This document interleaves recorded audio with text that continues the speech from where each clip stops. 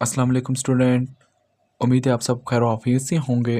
आज video start करने से पहले करने से पहले आपसे एक हमारा रिक्वेस्ट है कि अगर आपने अभी तक वीडियो गेटवे को सब्सक्राइब नहीं किया, सब्सक्राइब कर दें, बेल आइकन का बटन प्रेस कर, ताकि हर नई आने वाली वीडियो का लेसन रात की आपको ऑन टाइम मिल सके। तो चलिए वीडियो की तरफ हम मूव ऑन करते हैं। तो लेक्चर नंबर 5 से हम स्टार्ट करने जा रहे हैं। तो लेक्चर नंबर 5 में के अंदर जो है कि डिस्प्ले डायरेक्टरी कंटेंट कौन सा होता है कि हम हमारे पास जो भी कमांड्स होती हैं, ठीक है, उसके अंदर इंफॉर्मेशन या प्रोग्राम को हम शो करवाने के लिए या डिस्प्ले करवाने के लिए हम जो भी कमांड यूज़ कर उसको बोलते हैं इस कमांड। ठीक है, इस कमांड का यूज़ करके हम जो है ना अपनी इंस्ट्रक्शन को जो है ना शो करवा सके स्क्रीन के ऊपर। अच्छा, उसके बाद हमारे पास हिडन फाइल को हम क्या कहते हैं, डॉट फाइल भी कहते हैं। ठीक है, ये भी आप एमसीक्यूज़ के लिहाज से याद रख लेना। अच्छा, इसके बाद है इस कमांड के लिए हमारे पास जो जो यूज़ होती है वो हम पढ़ लेते हैं। इसमें आपने 4 to 5 पॉइंट याद रख लें। क्या होता है, टाइप की फ़ाइल क्या है, टाइप की प्रिविलेजेस फ़ाइल की क्या होती हैं, फ़ाइल का जो नेम है वो क्या है, फ़ाइल का जो भी नेम हम रखते हैं, डॉट फाइल रखते हैं सेव करवाने के लिए। अच्छा, फ़ाइल का जो कि उसका ओनर कौन सा होता है, ग्रुप ऑफ ओनर कौन सा है, फ़ाइल की साइज़ क्या है, जो बाइट्स में है या किस में है, वो ये हम देखते हैं। डाटा जो कि लास्ट टाइम कब अपडेट किया था वो भी हमने इसका चेक करना होता है। ठीक है, टाइम लास्ट अपडेट टाइम उसका क्या होता है, जब हमने लास्ट टाइम अपडेशन उसमें की थी, चेंजेस की थी फाइल का नेम क्या। ये चीज़ ये जो 8 to 9 पॉइंट्स है, इसमें से आपने जो जो चीज़ें याद रखनी है अपने पॉइंट ऑफ व्यू से आप याद रख सकते हैं। क्रिएट डायरेक्टरीज होती हैं। क्रिएट डायरेक्टरीज को क्रिएट करने के लिए mkdir कमांड का हम यूज़ करते हैं। तो इस तरह, ठीक है, अब मैंने कोर्सेज़ की डायरेक्टरी बनानी है तो क्या करूँगा, mkdir करूँगा, कोर्सेज कर दूँगा, तो इस तरह हम कर सकते हैं। राइट, तो ये आपने देख लेना है। अब मैंने डायरेक्टरी को रिमूव करना है तो rmdir का यूज़ करते हैं। तो अगर मैं कोर्सेज को रिमूव करना है तो rmdir का यूज़ करूँगा। डायरेक्टरी को चेंज करना है तो मैं cd कमांड का यूज़ करूँगा। cd मीन दैट कि कमांड हमारे पास चेंज हो जाएगी डायरेक्टरी। अब क्या है कि हमारे पास जो कि display absolute path name of working directory है, उसके लिए pwd का हम यूज़ करते हैं। फ़ाइल को कॉपी करने के लिए cp का हम यूज़ करते हैं। फ़ाइल को मूव करने के लिए एक से दूसरी मेमोरी में करने के लिए हम mv का यूज़ करते हैं। फ़ाइल को रिमूव करने के लिए हम जो है कि क्या कहते हैं, तमाम टू rm कमांड का यूज़ करते हैं। ठीक है, ये आपने याद रख लेना है। अच्छा, ये आर एम का हम इस तरह यूज़ करेंगे, आर एम, और इस तरह हमको अगर उसको फ़ाइल का नेम है तो इस तरह हम लिख के तो कर सकते हैं। अब उसको कंपाइल करना, रन करने के लिए हम कौन सी कमांड यूज़ करते हैं, GCC कमांड यूज़ करते हैं। ये जो इतनी भी कमांड है ये आपके CS604 प्रैक्टिकल की कमांड्स के अंदर यूज़ होती हैं। तो इसलिए आपका थ्योरी का पेपर होता है, ये जो चैप्टर है ये प्रैक्टिकल के लिहाज से इंपॉर्टेंट्स है। प्रोसेस का कंसेप्ट होता है, एग्जीक्यूशन का जो हमारे पास प्रोसेस होते हैं उनको एग्जीक्यूट कराना, प्रोसेस कराने के लिए हम यूज़ करते हैं। तो प्रोसेस में भी आप 2 टाइप्स के होते हैं, एक इनपुट और आईओ जो बाउंड प्रोसेस होते हैं और सीपीयू होते हैं। ठीक है, इनपुट आउटपुट कौन से होते हैं, ये क्या करते हैं, इनपुट आउटपुट के रिलेटेड होते हैं और ये सीपीयू के रिलेटेड होते हैं, इसको बोलते हैं। प्रोसेस की स्टेट कौन से होते हैं, ये जस्ट नाम याद रखने हैं कि क्रिएट करने के लिए न्यू को यूज़ करते हैं, उसको रन करने के रनिंग का यूज़ करते हैं, वेट करवाने के लिए वेटिंग का यूज़ करते हैं। अगर हमारा प्रोसेस जो कि रेडी है तो उसको क्या करेंगे, रेडी करवा देंगे। टर्मिनेट है, जब प्रोसेस कंप्लीट हो जाएगा तो उसको जो है टर्मिनेट करवा देंगे। ये जो है ना ये आपने पॉइंट इसके याद रख लेने, प्रोसेस स्टेट के कौन से हैं। प्रोसेस कंट्रोल ब्लॉक कौन कौन से, in this contain the many pieces of information होती हैं। प्रोसेस स्टेट है, प्रोग्राम काउंटर है, सीपीयू रजिस्टर है। प्रोग्राम काउंटर काम होता है, ये हमारे पास नेक्स्ट इंस्ट्रक्शन के कोई जो एड्रेस है उसको होल्ड करता है। सीपीयू स्केड्यूलिंग इन्फॉर्मेशन है, मेमोरी मैनेजमेंट है, अकाउंटिंग इन्फॉर्मेशन है, इनपुट आउटपुट स्टेट इन्फॉर्मेशन। ये जैसा आपने नेम 5 नेम ने क्या रख लेने, बस इनफ है आपके लिए। इसके बाद है स्केड्यूलिंग क्यू होती है। स्केड्यूलिंग क्यू के अंदर ये इंपॉर्टेंट है पेपर के पॉइंट ऑफ व्यू से। एक हमारे पास होती है जॉब क्यू। क्या होती है जॉब क्यू में, क्या होता है, process enter system they are put into job queue. अब हमारे पास कोई भी न्यू प्रोसेस इंटर होना है उसको हम क्या करते हैं, इस तरह मैंने प्रीवियस आपको बताया था, ये सर पोल बताते हैं, जॉब 1 ये है, जॉब 2 है, जॉब 3 है। अब इसकी की न्यू जॉब में हम रख देंगे जो प्रोसेस आएगा उसको हम बोलेंगे job queue. Ready queue, the process that are residing in main memory and are ready and waiting to execute they kept are listed in the. अगर मेरे पास कोई भी जो जॉब है वो अगर रेडी होती है इंस्ट्रक्शन या वेटिंग में होती है, उसको मैं क्या कर दूंगा, रेडी क्यू में रख दूंगा। ठीक है, वेटिंग करवाना है तो वेटिंग करवा लेंगे, अदरवाइज हम जब अगर वो रेडी है एग्जीक्यूशन होने के लिए तो हम जो है उसको को रेडी क्यू में रख देंगे। डिवाइस क्यू की क्या कराती है, मैंने प्रोसेस एलोकेटेड द सीपीयू। जब प्रोसेस हमारा सीपीयू को एलोकेट करेगा तो वो डिवाइस क्यू को करवाएगी। आज in this case of input output required the device may be you busy with the input output requires for some other process and the list of process waiting for particular input output device is called device. अगर मैंने एक process को device को execute करवाया है तो let's suppose कि अगर हमारे पास वो इनपुट आउटपुट जो रिक्वेस्ट है वो हमारे पास किसी और प्रोसेस के लिए बिजी हो जाती है, वेटिंग लिस्ट में लग जाती है, तो क्या होगा, हमारे जो प्रोसेस होगा वो क्या करेगा, कुछ पर्टिकुलर इनपुट आउटपुट डिवाइस के लिए जो है ना वो वेटिंग में चला जाएगा, वो वेटिंग करेगा। तो जब तक हमारे पास जो अभी प्रेजेंस में जो प्रोसेस एग्जीक्यूशन हो रहा है वो एग्जीक्यूट होगा, तो दैन दूसरा जो एग्जीक्यूट, इसको हम बोलते हैं डिवाइस क्यू होता है। अच्छा, आगे मेरे पास है सेवरल इवेंट्स होते हैं जो कि अकर हो जाते हैं इसके अंदर कि डिवाइस क्यू के अंदर। इसके अंदर क्या होता है कि एक तो हमारे पास यहाँ से थोड़ा सा ब्लर है, लेकिन फिर भी मैं ट्राई करता हूँ आपको समझाने की। अच्छा, एक होता है कि इन प्रोसेस, ये प्रोसेस रिक्वेस्ट करता है, उसके बाद जो कि देन उसको क्रिएट करता है, फिर उसके बाद जो प्रोसेस जो है कि टर्मिनेट हो जाता है, रिमूव हो जाता है, ठीक है। ये तीन इसके होते हैं। पहले प्रोसेस को क्रिएट की जाता है, रिक्वेस्ट की जाती है, क्रिएट किया जाता है, उसके बाद उसको टर्मिनेट किया जाता है। अच्छा, अब हमारे पास है स्केड्यूलिंग दो टाइप्स, एक होते हैं लॉन्ग टर्म होता है, एक होता है शॉर्ट टर्म स्केड्यूलर होता है। एक डेफिनेशन यहाँ पे मैं लिखी यहाँ से आपको करवा देता हूँ। लॉन्ग टर्म स्केड्यूल होता है एक ऐसा प्रोसेस सिस्टम जो कि रेडी क्यू में लाना होता है, ये सिलेक्ट करता है कौन सिस्टम आएगा। अच्छा, मैंने ना मेरे पास बहुत ज़्यादा जो कि सिस्टम है, अगर किसी एक सिस्टम को मैंने रेडी क्यू में लाना है, रेडी क्यू में किस लिए लाना है, अगर उसको एग्जीक्यूट करना है या वेट करवाना है, तो मैं सिलेक्ट करूँगा कि इन सब में से अगर मेरे पास बहुत ज़्यादा सिस्टम है, ये दो मैं वैसे आपको यहाँ बता रहा हूँ तीन, अब इन सब में सिस्टम में से मैं सिलेक्ट करूँगा अगर इसको लेके आना, इसको मैं रेडी क्यू में अगर लेके जाना है तो इसको मैं सिलेक्ट करूँगा कि इसी सिस्टम को मैं लेके आना, ये लॉन्ग टर्म स्केड्यूलिंग कराता है।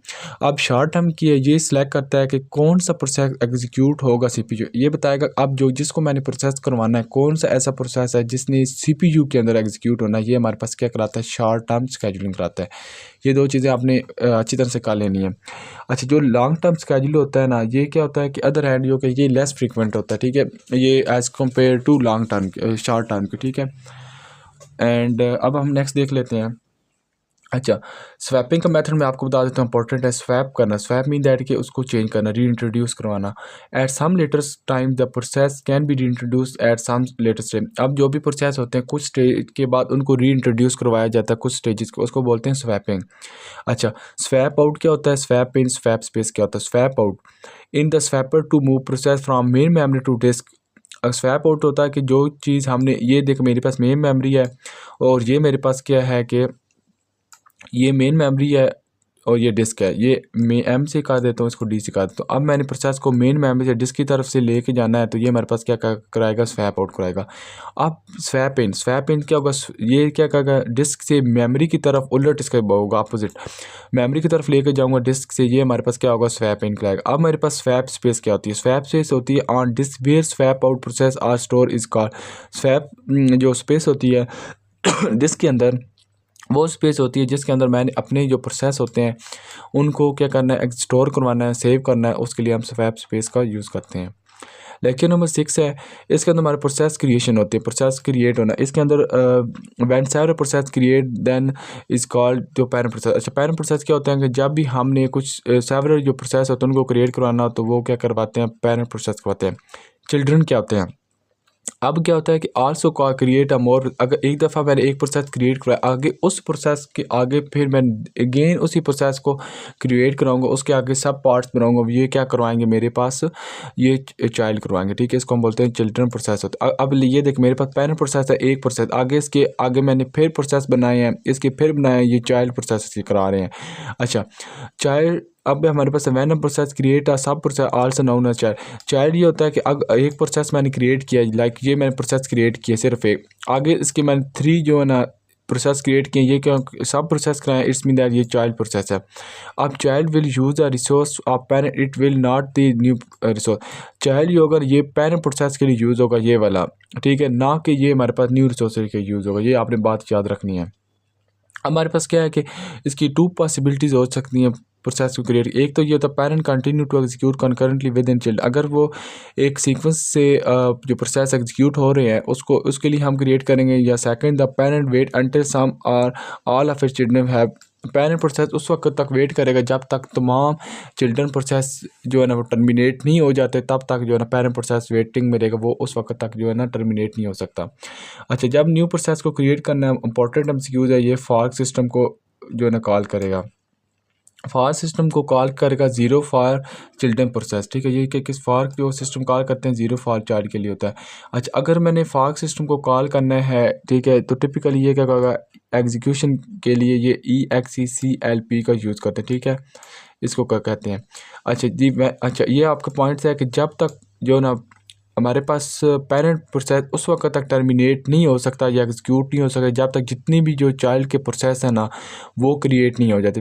पहले चाइल्ड प्रोसेस फाइनलाइज होंगे, देन जो है ना पेरेंट प्रोसेस की बारी आएगी वो टर्मिनेट करेंगे, ठीक है। ये चीज़ आपने याद रखनी है।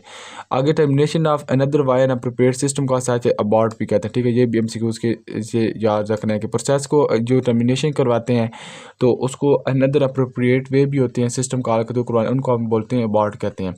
अच्छा, if parent terminate then will never allow to children to continue the process। ये चीज़ आपने याद रख लेनी है। फार्क सिस्टम होता है, फार्क सिस्टम के को किस लिए हम कहते हैं कि चाइल्ड को क्रिएट करने के लिए फार्क सिस्टम का हम यूज़ करते हैं, ठीक है। ये चीज़ आपने अब मेमोराइज रख लेनी है। आगे the following things are different in the parent and children, ठीक है। इसके अंदर ये आपने 3 पॉइंट्स हैं। PID डिफरेंट प्रोसेस ID होती हैं, पेरेंट प्रोसेस ID डिफरेंट होती हैं, उसके बाद child age its own copy of parent description होती है, ठीक है। फॉर सिस्टम कॉल करता है fail due to number of reason. One reason ये है कि may be that the maximum number of process allowed to be execute under the user has exceeded. एक तो रीज़न ये है कि इसके अंदर जो मैक्सिमम नंबर ऑफ प्रोसेस ये अलाउ करते हैं कि हमारे पास एक यूज़र जो है ना दूसरे को जो है कि जो है इसको अलाउ करता है कि एग्जीक्यूशन होने के लिए। एक तो ये, दूसरा ये है कि yet another reason could be that there is not in swap space. दूसरी ये है कि ये स्वैप स्पेस के अंदर जो है ना ये इनफ नहीं है, उसके अंदर जो है काफ़ी नहीं होती। स्वैप स्पेस वो होती है जहाँ पे हम जो है कि अपने जो है ना जो डाटा होता है उसको स्टोर करवाते हैं, ठीक है। स्वैप इनका उसको हम बोलते हैं जो कि डिस्क के अंदर हम स्टोर करवाते हैं, जो मैंने आपको प्रीवियस बताया था। पॉइंट 7 है वेट का सिस्टम कॉल होता है, ठीक है। अब हमारे पास वेट सिस्टम कॉल क्या कहता है, suspend the calling process until one of the mediate children terminate. ये उस वक्त तक उस चीज़ को सस्पेंड करके रखता है जब तक हमारे पास जो चिल्ड्रन जो होते हैं ना उसके प्रोसेस को टर्मिनेट ना हो जाए, उस वक्त तक ये वेटिंग है। पहले चिल्ड्रन प्रोसेस टर्मिनेट होते हैं सब पार्ट, उसके बाद जो पेरेंट पार्ट्स का टर्मिनेट होता है। इफ़ द पेरेंट्स टर्मिनेट हो ever all it children have assign is their new parents. अगर लेट्स सपोज के अगर पहले पेरेंट्स जो है ना टर्मिनेट हो जाता है तो देन जितने भी जो कि चिल्ड्रन के प्रोसेस होंगे उनको एक न्यू पेरेंट दे दिया जाएगा, ठीक है। इसको हम बोलते हैं। आपने 2 चीज़ें याद रखनी है कि फर्स्टली जो है कि हमारे पास एक पेरेंट प्रोसेस है और चिल्ड्रन है। पहले चिल्ड्रन प्रोसेस जो कि टर्मिनेट होंगे तो देन पेरेंट प्रोसेस टर्मिनेट होगा, ठीक है। अब यहाँ पे क्या करवा रहा है, इसके अल्टरनेट हमें बता रहा है। अगर लेट्स सपोज के पहले पेरेंट प्रोसेस जो है ना वो एग्जीक्यूट हो जाते हैं तो चिल्ड्रन प्रोसेस तो अब रह गए हैं, तो हर जो चिल्ड्रन प्रोसेस होगा उनको एक न्यू पेरेंट्स दिया जाएगा ताकि पहले चिल्ड्रन प्रोसेस एग्जीक्यूट हो सकें फिर पेरेंट प्रोसेस एग्जीक्यूट हो, इसको बोलते हैं। अच्छा, जो बाई प्रोसेस है ये मोस्ट इंपॉर्टेंट है आपके पेपर के पॉइंट ऑफ व्यू से, ठीक है। वो भी अब तक अपडेट नहीं करता। आपका जो पेरेंट प्रोसेस जो है एग्जीक्यूट करके चला गया लेकिन सिस्टम के अंदर अपडेशन नहीं किएगा तो जब तक अगला पेरेंट क्रिएट हुआ है ओवरराइड हो जाएगा या क्लैश हो जाएगा। अब मेरी बात सुने, अब हमारे पास जो पेरेंट, पहले मैंने बताया कि आपके पास क्या है कि पहले पेरेंट प्रोसेस जो है ना वो क्या हो गया, पेरेंट प्रोसेस जो है वो एग्जीक्यूट करके चला गया है, वो तो एग्जीक्यूट करके चला गया लेकिन हमने सिस्टम के अंदर अपडेशन नहीं की कि पहले पेरेंट प्रोसेस ने जो है ना टर्मिनेट हुआ है वो एग्जीक्यूट हुआ है। तो जब अगला पेरेंट प्रोसेस आएगा क्रिएट होगा चिल्ड्रन प्रोसेस के लिए तो वो क्या होगा कि वो ओवरराइड हो जाए, क्योंकि हम हो तो चुका है लेकिन हमने यहाँ पे मेंशन नहीं किया। मेंशन करना ज़रूरी है कि ये इसने एग्जीक्यूशन कर रही है। अब हमारे पास जो अगला जो पेरेंट प्रोसेस आएगा वो क्या होगा, वो अगला होगा, ठीक है। तो अगर हमने सिस्टम के अंदर ऑपरेशन नहीं की तो वो ओवरराइड होने की वजह से वो उसके अंदर सिस्टम के अंदर क्लैश हो जाएगा, तुम्हारा जो जितने भी सिस्टम है ना वो गड़बड़ हो जाएगा, ठीक है। ये चीज़ इसमें इन्होंने बताई है। एग्जीक्यूशन के लिए हमारे प्रोसेस एग्जीक्यूशन प्रोसेस इसको बोलते हैं, ठीक है। तो सिस्टम कॉल के लिए क्या होता है कि इसको हम एग्जीक्यूशन करवाने के लिए फ़ाइल को हम इसको यूज़ करते हैं अपने सिस्टम को करवाने के लिए। कोऑपरेटिंग प्रोसेसेस होते हैं इसके अंदर। If one process share the data to other process, अगर एक प्रोसेस अपना डाटा दूसरे प्रोसेस के साथ शेयर कर रहा है उसके साथ कम्युनिकेशन करवा रहा है उसको बोलते हैं। इसके अंदर हमारे पास 3 पॉइंट होते हैं। इन्फॉर्मेशन शेयरिंग है, अपनी इन्फॉर्मेशन को दूसरे के साथ जो इसके जो एडवांटेजेस हैं, अब इन्फॉर्मेशन को शेयर कर सकते हैं। कंपटीशन स्पीड अप है, इसमें दैट कि इसकी जो स्पीड होती है वो जो टास्क हम करवा रहे होते हैं वो फास्टली हो रहे होते हैं। मॉडुलैरिटी होती है, इसमें जितने भी जो टास्क होते हैं वो जो है ना पार्ट्स के अंदर होते हैं उनको हम जो है ना सेपरेटली जो है कि कि हम उसको डिवाइड कर देते हैं। कन्वीनियंस होता है कि कन्वीनियंस में जो मल्टीपल टास्क होते हैं with at the same time या वन टाइम ही हम जो है ना उसको सबको काम करवा सकते हैं। अब हमारे पास प्रोड्यूसर क्या आते हैं और कंज्यूमर क्या आते हैं। प्रोड्यूसर और कंज्यूमर को मैं आपको बताता हूँ। प्रोड्यूसर क्या होते हैं, प्रोड्यूसर काम होता है कि प्रोसेस को प्रोड्यूस करना। ये उस वक्त तक इंतज़ार करता रहता है जब तक बफर फुल ना हो जाए, ठीक है। जब हमने प्रोसेस जो प्रोड्यूस करवाने हैं प्रोसेसर को, ये उस वक्त तक इंतज़ार करेंगे जब तक हमारे पास बफर फुल नहीं हो जाता, तो ये जो ना प्रोसेस है प्रोड्यूस होते रहते हैं। कंज्यूमर क्या होता है, कंज्यूमर का मतलब होता है कि प्रोसेस को कंज्यूम करना। अब हमारे पास जो जितनी जो प्रोसेस है वो बफर में फुल हो गए हैं, आप क्या करना उसमें ये क्या करेगा, कंज्यूमर उस वक्त तक इंतज़ार करता रहेगा जब तक बफर खाली ना हो जाए, ठीक है। तो ये चीज़ है, प्रोड्यूसर का काम होता है कि ये उस वक्त तक इंतज़ार करता है जब तक जो है ना हमारा जो बफर फुल ना हो जाए। कंज्यूमर उस वक्त तक इंतज़ार करता है जब तक बफर खाली ना हो जाए, तब जब तक हम सब चीज़ें कंज्यूम ना कर लें, ठीक है। अच्छा, अब ये देखिए हमारे पास एम्प्टी पोल में ये क्या करेगा, पहले प्रोड्यूस करेगा, पहले प्रोड्यूस के बाद ये क्या करेगा, या फुल पोल के पास आएगा, ये हमें बताएगा ये फुल हो गया। अब कंज्यूमर का काम होगा, ये इसको कंज्यूम करेगा, कंज्यूम के बाद ये फिर एम्प्टी पोल में चला जाएगा, इसने सारा कंज्यूम कर लिया। अब फिर प्रोड्यूसर अगेन से प्रोड्यूस करेगा, फिर कंज्यूमर अगेन से कंज्यूम करेगा, तो फिर एम्प्टी हो जाएगा, उसके बाद अगेन प्रोड्यूस। ये इस तरह सिस्टम जो है ना हमारा रिकॉल होता रहेगा। अच्छा, ये इंपॉर्टेंट है आपके इसके लिहाज से, प्रैक्टिकल के भी और एग्ज़ाम के पॉइंट ऑफ व्यू से भी। अब आपको वो कहेगा कि बफर की फुल कमांड लिखें तो क्या होगी, उसके लिए आपने क्या करना, and plus I percentage buffer size is equal to जो है ना 2 टाइम्स है और आउट आप कर लेंगे, ठीक। आगे आपने बफर की एम्प्टी कमांड की आपको आनी चाहिए कि हम उसको किस तरह करते हैं, वो भी आपने को आनी चाहिए। अच्छा, हमारे पास है एक इन है एक आउट है, ठीक है। ये दो चीज़ें, इन के लिए हम क्या करते हैं कि variable point two the next free position in the buffer. ये इनका पॉइंट होता है, ये हमें बताता है कि बफर के अंदर फ्री पोजीशन कौन सी है, नेक्स्ट वन। आउट का काम होता है point two the first full position in the buffer. ये हमें बताता है कि हमारे पास जो है ना बफर के अंदर जो स्पेस है वो फुल होगी। इन हमें बताता है कि नेक्स्ट फ्री स्पेस कौन सी हमारे पास है। अच्छा, एम्प्टी बफर के लिए हम क्या यूज़ करते हैं, इन इक्वल टू आउट होता है हमारे पास, double is equal to out होता है, बफर इज़ फुल। ये हमें बताता है कि बफर हमारे पास फुल हो गया, इसके लिए हम ये कमांड यूज़ करते हैं। ये आपने याद रखना, मोस्ट इंपॉर्टेंट पेपर के पॉइंट ऑफ व्यू से। लेक्चर नंबर 8 हम करते हैं कि आईपीसी है, इंटर प्रोसेस कम्युनिकेशन है, provide mechanism allow process to communication and synchronize their action without sharing the same address. ये हमें अलाउ करता है कि सेम एड्रेस स्पेस को शेयर किए बगैर हम अपने जितने भी प्रोसेस हैं उनको एग्जीक्यूट करवा सकें, कम्युनिकेशन एंड सिंक्रोनाइजेशन करवा सकें। मैसेज पासिंग सिस्टम होता है, the function of message system is to allow process to communicate without the need result and share data, ठीक है। रिजल्ट और शेयर डाटा के बगैर हम जो अपने प्रोसेस को अलाउ करते हैं कि वो शेयर कर सकें। अच्छा, डायरेक्ट कम्युनिकेशन के दो होते हैं। डायरेक्ट कम्युनिकेशन में सेंड पी एंड मैसेज। अब क्या है कि हमारे पास पहले क्या है हुआ, मैसेज को सेंड किया गया है किसकी तरफ, प्रोसेस पी। मैसेज को सेंड किया गया प्रोसेस पी। अब मैसेज को क्या किया गया है, रिसीव किया गया है फ्रॉम क्यू की तरफ से। अच्छा, ये चीज़ें आपने देख लेनी है कि ये इतनी जो है ना कोई रॉकेट साइंस नहीं, आपने पढ़ लेना है। इनडायरेक्ट कम्युनिकेशन होते हैं, इनडायरेक्ट मीन दैट कि किसी और को इसमें शामिल करके अपने टास्क पर मेल बॉक्स अब आ गया, सेंड ए एंड मैसेज। आपका मैसेज को सेंड किया गया है मेल बॉक्स ए के अंदर, अब क्या है कि मैसेज को रिसीव किया गया मेल बॉक्स ए के अंदर से, ठीक है। सिंक्रोनाइजेशन क्या होती है, सिंक्रोनाइजेशन होती है कि if this communication between process by through the calls, ठीक है, उनको किया जाता है। इसमें ब्लॉकिंग साइन है, blocking sign mean that the new message block until the mail bar receive the old message. ये न्यू मैसेज उस वक्त तक ब्लॉक करेगी जब तक कि हमारे पास पुराना मैसेज रिसीव नहीं हो जाता। नॉन ब्लॉकिंग सेंड होता है, ये क्या कर, in this we send the message, इसके अंदर हम अपने मैसेज को आगे फॉरवर्ड कर सकते हैं। नॉन ब्लॉकिंग के अंदर होता है रिसीवर रिसीव इधर अ वैलिड मैसेज और नल। इसके अंदर जो रिसीवर होता है या तो वैलिड मैसेज को जो कि रिसीव करेगा तो या एम्प्टी को करेगा। बफरिंग के अंदर जीरो कैपेसिटी है, zero capacity it mean that कि फाइनाइट लेंथ होती है, क्यू के अंदर इसकी लेंथ फाइनाइट होती है, जीरो कैपेसिटी के अंदर इसकी लेंथ जो हमारे पास जीरो होती है। ये चीज़ याद रखनी, इसको मोस्ट एन मैसेज के साथ नॉमिनेट किया जाता है, इसके लिंक कैन नॉट भी, ठीक है, ये याद रखें। अनबाउंडेड जो कैपेसिटी होती है इसके अंदर जो क्यू होती है ये इनफाइनाइट लेंथ होती है, इसकी मीन द इन्फिनिटी होती है, इसकी हम काउंट नहीं कर सकते। यूनिक्स के अंदर टू ऑपरेटिंग सिस्टम के अंदर ये टूल्स होते हैं, कौन कौन से, पाइप है, नेम पाइप, फीफो है, BSD सॉकेट है, TLI है, मैसेज क्यू है, शेयर है, वगैरह वगैरह ये आ जाते हैं, ठीक है। The read system call use to read data, read system को कॉल करते हैं डाटा को रीड करने के लिए। राइट को इसलिए कॉल करते हैं डाटा को राइट करने के लिए, लिखने के लिए। क्लोज को इसलिए करते हैं कि फाइल को क्लोज करने के लिए हम यूज़ करते हैं। और उसके बाद है पाइप्स क्या होती है, पाइप्स की कहती हैं कि पाइप्स का काम क्या है। अब ये फाइल 1 है, फाइल 2 है, अब इसके दरमियान क्या ये पाइप्स है, इस मीन दैट कि ये एक पाइप को दूसरे पाइप के साथ कनेक्ट करने के लिए हम इसका यूज़ किया है। अब क्या है कि pipes can be use to connect the share data of one process to the standard input of another. एक प्रोसेस को दूसरे प्रोसेस के साथ जो है ना हम कनेक्ट करने का, ये होती है हाफ डुप्लेक्स। हाफ डुप्लेक्स मतलब होता है पहले यहाँ से इंफॉर्मेशन दूसरे के पास जाएगी, एक सेंडर जो होता है ना सेंड करेगा मैसेज दूसरे को, फिर जब तक ये रिसीव नहीं हो जाती, इसको रिसीव हो गई तो देन ये अगला जो है ना उसको आगे जो इन्फॉर्मेशन शेयर कर सकते। मीन के half duplex one way communication है, पहले एक कम्युनिकेशन करेगा वो कंप्लीट होगी, दूसरा फिर करेगा, ठीक है। और इसके बाद क्या पाइप सिस्टम कॉल क्रिएट करते हैं, return to file descriptor, one for reading and second for write. एक रीडिंग के लिए होता है, दूसरा राइटिंग के लिए होता है।